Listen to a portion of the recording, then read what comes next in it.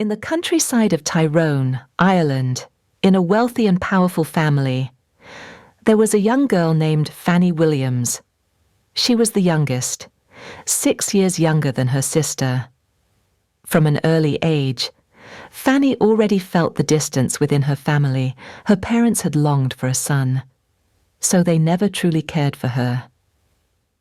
The only person who gave her warmth and affection was her sister, Margaret Williams. Margaret was gentle and protective. Many times, when Fanny cried after being scolded by their mother, Margaret would embrace her, soothing her with a soft voice. "Don't be sad. Fanny, I'll always be here for you." But that closeness did not last long. When Fanny was only 12, Margaret married a man named Robert Carew in Dublin. The wedding was lively music, singing, and crowds of cheerful guests. Yet in Fanny's heart, there was only emptiness. She stood in a corner, eyes red, watching her sister step into the carriage to leave for the distant city with her husband. "I'll write to you. Fanny, remember that Margaret told her sister about it in their final moment together." Fanny nodded, tears streaming down her face. To her sister was not only a friend but also a true mother, and now she was gone. A year later, just as the days without her sister had begun to feel routine, a letter arrived from Dublin. The writer was Robert Carew. In the letter, he reported that Margaret was gravely ill and wished to return to Tyrone to rest with her family. As soon as she read it, Fanny's heart trembled. She was worried for her sister, yet overjoyed at the thought of seeing the person she loved most in the world again. Her father said they leave Dublin on Sunday. By Tuesday evening, they'll be here. That day. Fanny lived in eager anticipation. She sat by the window, counting every passing hour. As darkness fell, her heart grew more restless. The night stretched on, yet the family still heard no sound of carriage wheels. Then, exactly at 1 in the morning, Fanny was startled by a faint sound in the distance. It was like a cry, mingled with footsteps carried by the wind. She jumped up and ran to the living room. "Father, they're here, I heard them." Father and daughter rushed to open the door. Standing in the cold yard, they strained to listen, and indeed, from afar came the sound of sorrowful weeping. But before their eyes lay only endless darkness, no figures, no light. They waited and waited, until finally they had to return inside, hearts unsettled. The next morning, a strange man arrived. His face was solemn. With a choked voice, he said, "My condolences, Mrs. Margaret passed away at 1 o'clock yesterday morning, in Dublin." The news struck like lightning. The very moment her sister died was the same hour when Fanny and her father had opened the door and heard that unseen weeping in the night. For the rest of her life, Fanny never forgot it. In the 2 years that followed, Fanny was like a ghost. She no longer laughed, nor cared to talk to anyone. Her world had lost the one person who mattered most. She often sat silently in her room, recalling every small memory of her sister. Meanwhile, Robert Carew, Margaret's husband, soon remarried in Dublin. His haste filled Fanny with anger and contempt. He forgot her far too easily. Now, Fanny was the only child left in a wealthy family. Her parents began arranging her marriage. From the age of 14, many men had come forward, asking to meet her, hoping for her hand. But Fanny's heart was cold, and she rejected them all. By 16, her mother decided, "We will go to Dublin. There, you'll meet men far more worthy, richer, and more prestigious than those in Tyrone." Fanny reluctantly agreed. Dublin was lively, a stark contrast to the dullness of her home village. Every evening there were balls, with music and laughter. for the first time in years. Fanny smiled again, chatting with friends. She began to dance, to listen to the compliments of young men. Her painful past was still there, but it blurred in the glow of music and lights. Yet her mother was still not satisfied. One evening, she entered her daughter's room, her voice low but firm. "Do you know Lord Fallon?" Fanny frowned. "Oh, that man from Carilla people say he's old and unattractive." Her mother shook her head. "No, Fanny. He is a nobleman, from a family as wealthy as ours, and he wishes to marry you. This is a good opportunity. You must take it seriously. But I don't love him." Fanny objected. "I can't marry a man I don't love."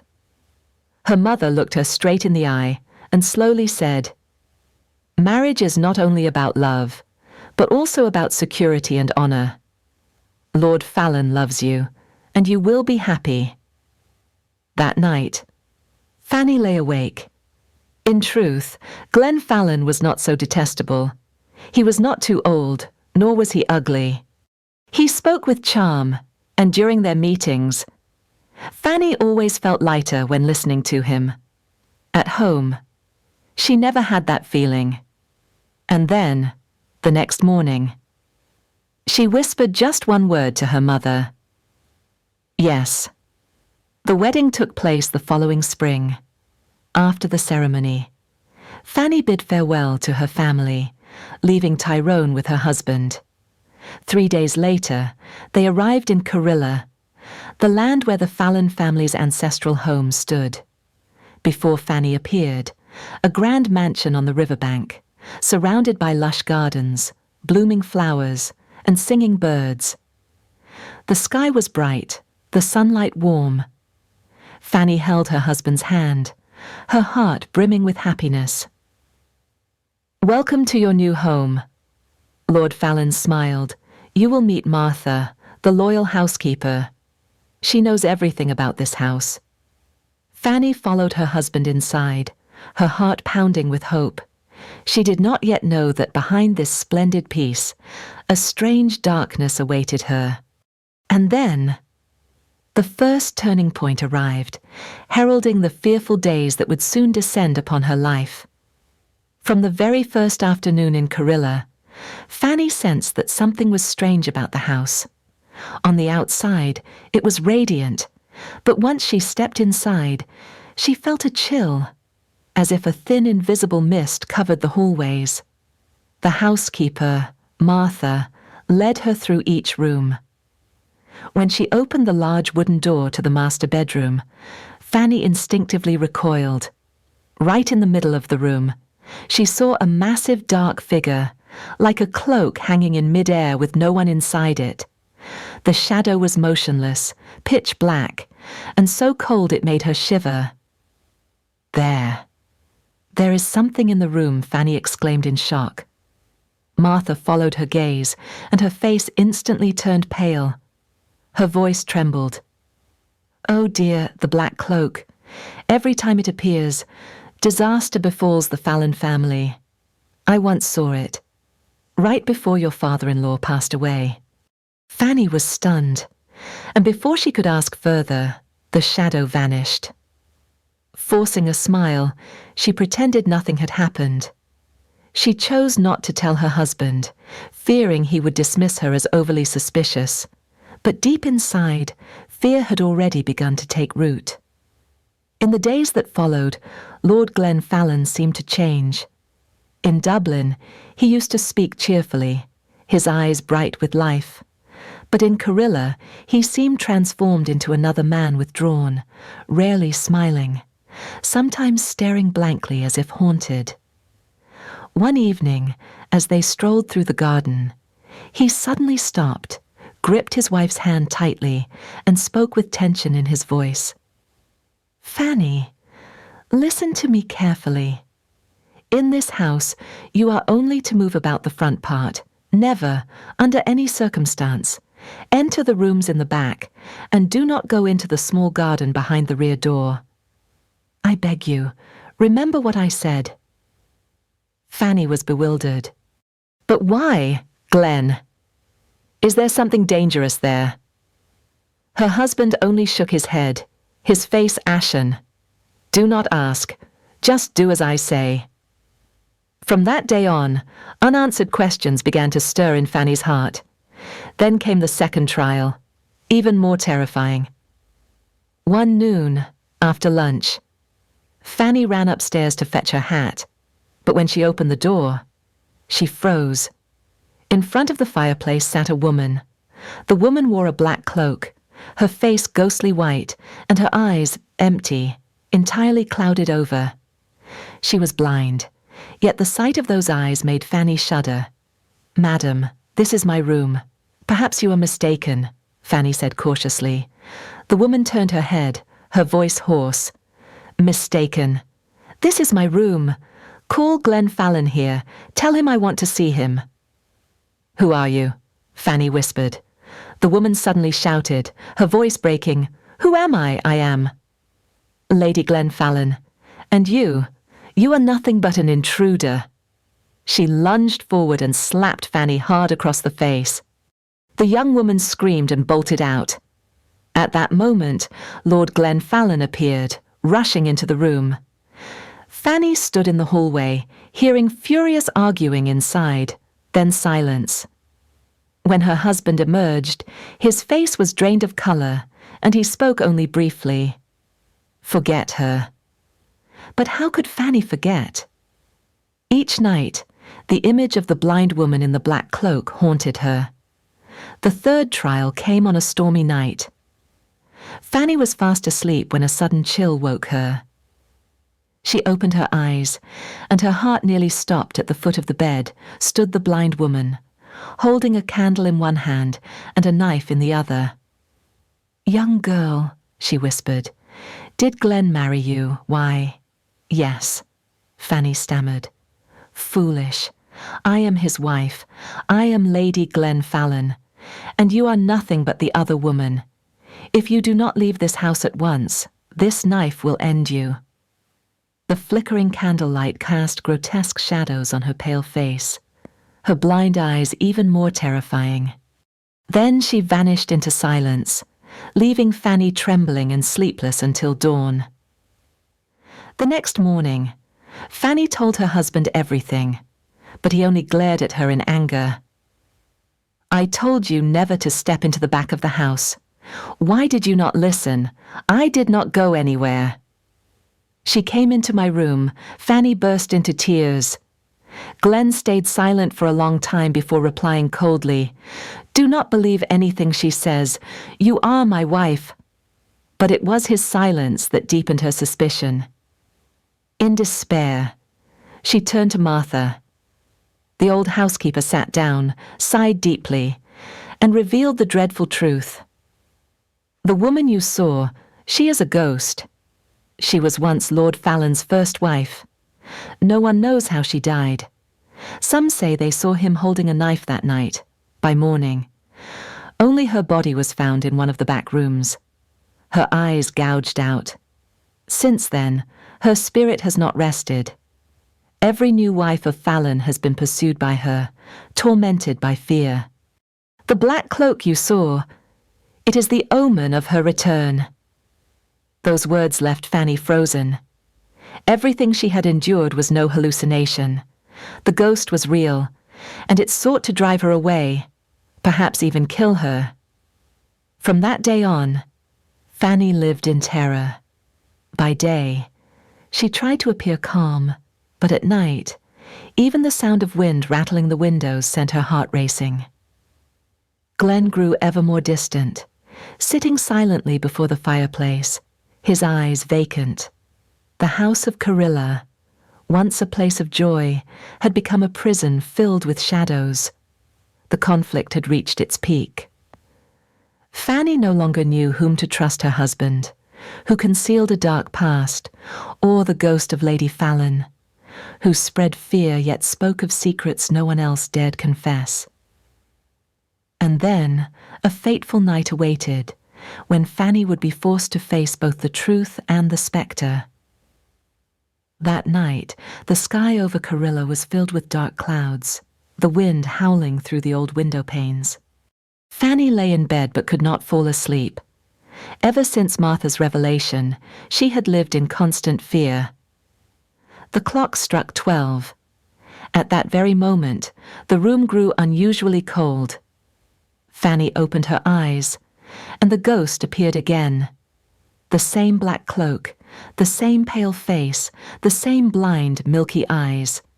This time in her hand, she held not only a knife, but also an old silver wedding ring, glinting in the moonlight. "Do you see this?" the ghost cried, her voice choked with sorrow but blazing with rage. "This is the proof that I am Lady Glen Fallon. You are nothing but a usurper. You have stolen everything that belonged to me." Fanny trembled, but this time she did not run. Her heart ached, yet in that instant she remembered her sister Margaret, the one who had passed away in the midst of a dark night. If Margaret had been alive, she would surely have told her not to surrender to fear. Fanny took a deep breath, stood up, and faced the ghost. "I have stolen nothing. I was married properly, before the eyes of everyone. You may resent my husband, but do not pour your hatred upon me. I am only a wife, just as you once were." The ghost faltered for a moment. In those blind eyes, Fanny glimpsed a shadow of sorrow, as though that woman had once longed for a peaceful life she had never known.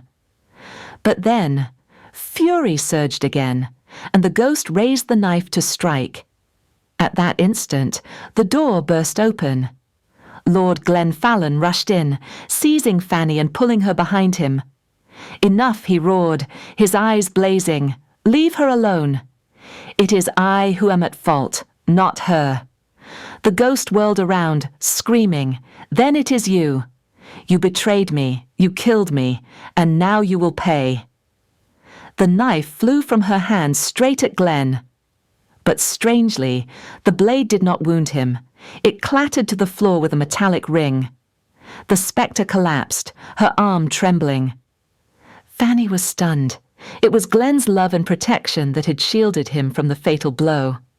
The ghost, restrained by that power, began to fade.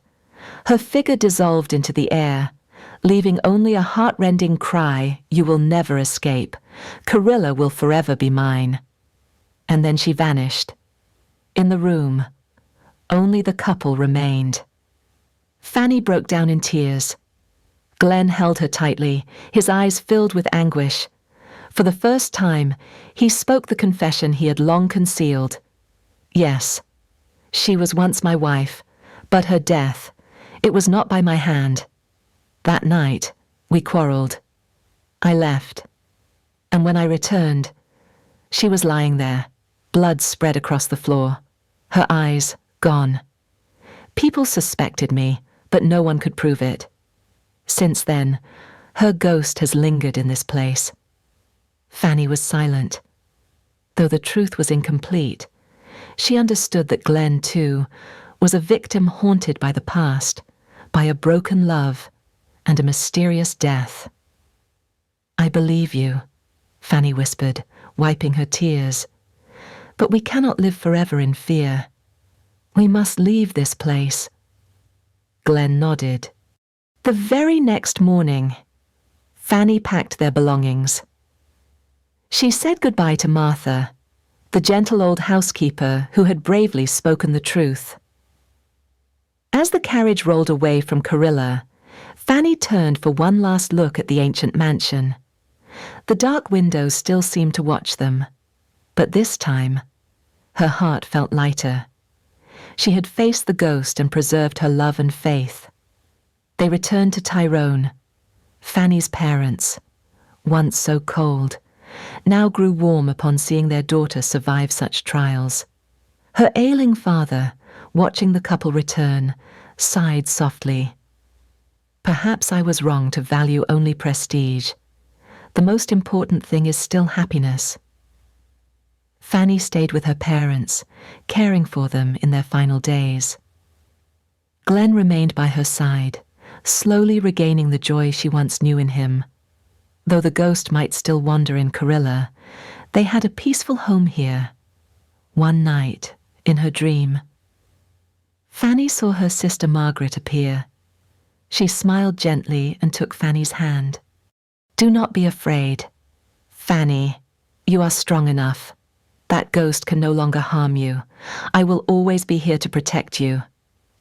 Fanny awoke, her heart filled with warmth. From then on, she never dreamed of the black cloak again.